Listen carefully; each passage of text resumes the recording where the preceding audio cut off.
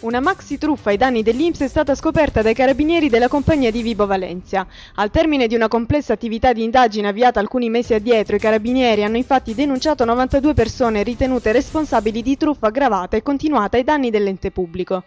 La truffa andava avanti sin dal 2004 e nell'arco di tempo 2004-2007 i 92 indagati avrebbero frodato le casse dell'erario per oltre 250.000 euro. La vicenda prende le mosse alcuni mesi fa quando i militari della Benemerita, in collaborazione con i funzionari dell'INPS del capoluogo, scoprirono alcune anomalie nella redazione dei contratti di affitto di alcuni appezzamenti di terreno e dei moduli per il conteggio delle giornate lavorative di diversi braccianti agricoli, molti dei quali non sapevano nemmeno dove avevano prestato la propria attività e quando. I primi accertamenti consentirono anche di acclarare come tutta la documentazione sospetta fosse riconducibile in vario modo ad un imprenditore agricolo di Maierato, che appariva come l'intermediatore di decine di braccianti desiderosi di coltivare un pezzo di terra.